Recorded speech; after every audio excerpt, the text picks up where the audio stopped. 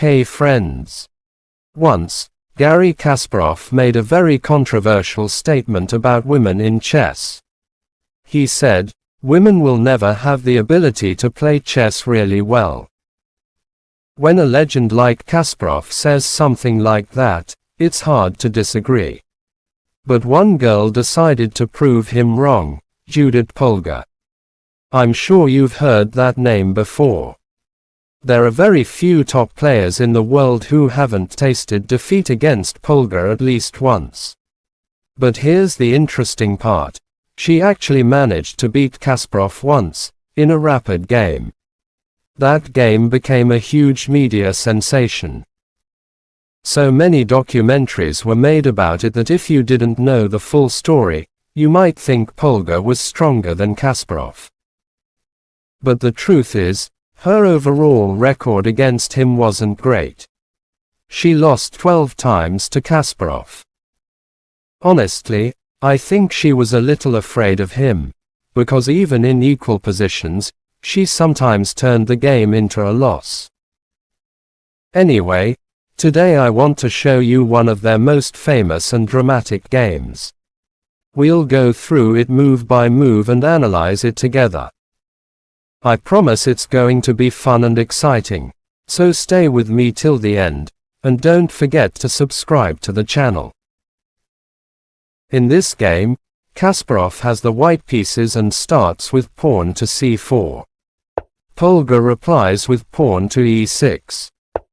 White develops the knight to c3, and black plays pawn to d5. Kasparov pushes pawn to d4, and Polgar responds with bishop to b4. We've entered the Nimzo-Indian defense. Kasparov plays pawn to e3. And after pawn to c5 from black, white pushes pawn to a3, forcing the bishop to capture the knight. Polgar takes the knight, and Kasparov recaptures with the pawn. Now the white pawn from the b file moves toward the center. This strengthens white's control of the center, and gives him one of the most powerful advantages in chess, the bishop pair. Having two bishops in an open position can be deadly. They control long diagonals. And together they can dominate the board like snipers from a distance. Kasparov knows this better than anyone, so he starts preparing a kingside attack where his bishops will shine. Polgar develops her knight. And after an exchange of pawns in the center, Kasparov plays pawn to f3. Most players would develop their knight to f3 and castle quickly, but Kasparov always has a different vision. That's what made him so special and so dangerous over the board. Polgar then pushes pawn to c4, reducing tension in the center. But that move wasn't ideal, because it gave Kasparov more space to maneuver. He plays knight to e2, and after knight to c6, Kasparov launches pawn to g4, an aggressive and bold move, pure Kasparov style.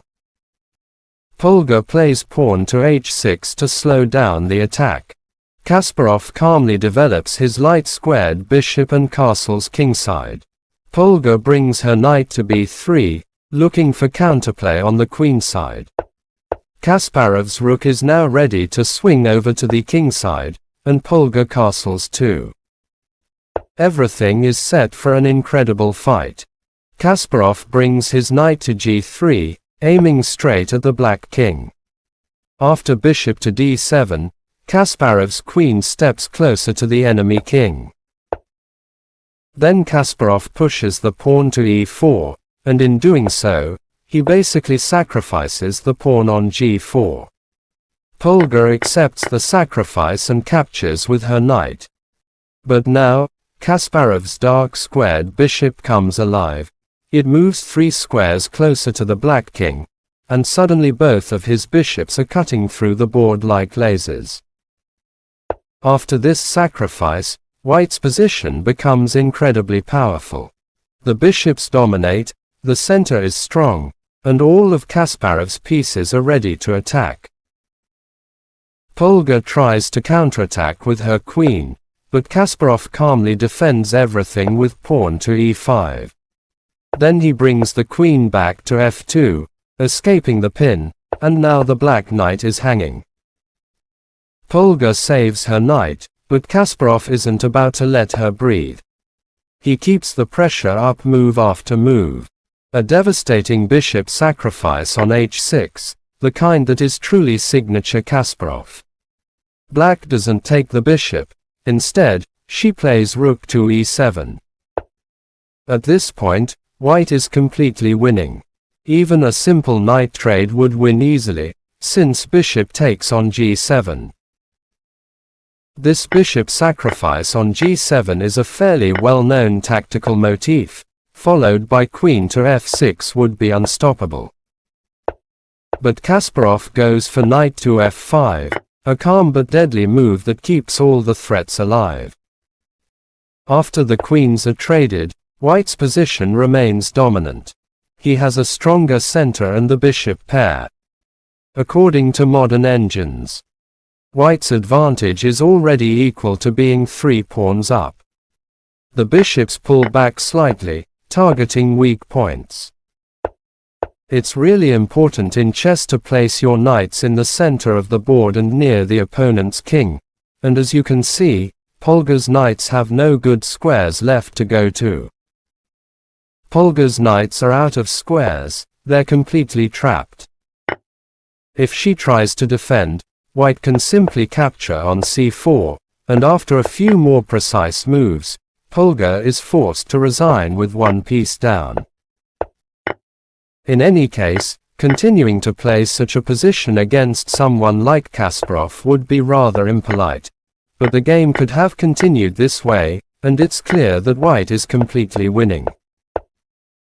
If you enjoyed this game, make sure to hit the like button, subscribe, and join us for more amazing chess stories and analyses.